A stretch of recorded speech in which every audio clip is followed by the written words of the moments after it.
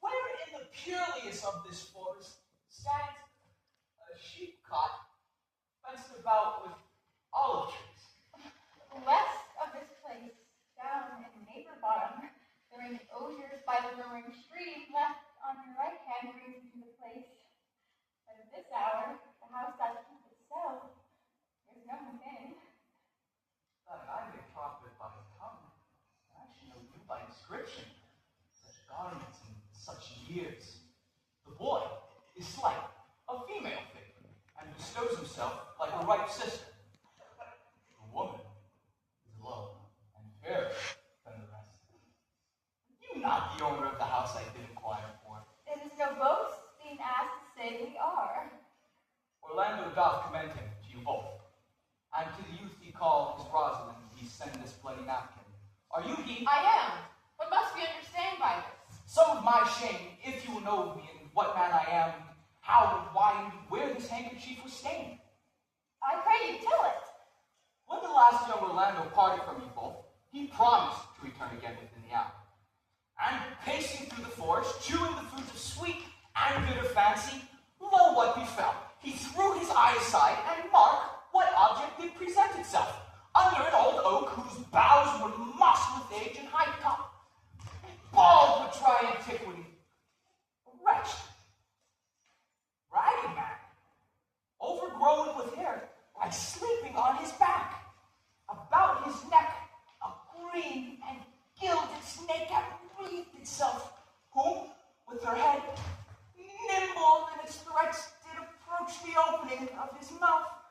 But suddenly, seeing Orlando, it did unlink itself, and with the dead glides did slip away into a bush.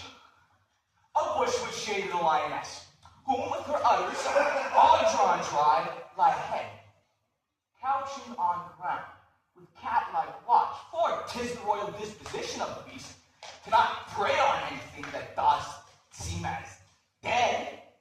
This being seen, Orlando did approach the man, and found was his brother, his elder brother. Oh, I have heard him speak of that same brother, and he did render him the most unnatural that lived amongst men. And well he might so do, for I know he was unnatural. But to Orlando, did he leave him there, food to the sucked and hungry lioness?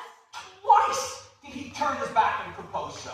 But kindness, ever nobler than revenge, and nature, stronger than just occasion, made him give battle to the lioness, who quickly fell before him, and hurtling from miserable slumbers, I awaked. Are you his brother? Was you he rescued? Was you that so oft contrived to kill him? 'Twas I, but 'tis not I. I do not shame to tell you who I was, since my conversion so sweetly tastes being the thing that I am. But for the bloody napkin. By and by, when from first to last betwixt us two tears, our recountenance had most kindly been. As for how I came into this desert place, in brief, he led me to the gentle Duke, whom gave me fresh array and entertainment, committing me unto my brother's love. Therein he led me to his cave, where he stripped himself, and found upon his arm the lioness had torn away some flesh, which all the while had fled. And now he fainted, and cried in fainting upon Rosalind. Brief, I recovered. I bound up his wound, and with some small space, being strong at heart, he sent me hither, stranger as I am, to tell this story so you might excuse his broken promise, and to give this napkin dyed in his blood to the shepherd youth being sport doth call his Rosalind.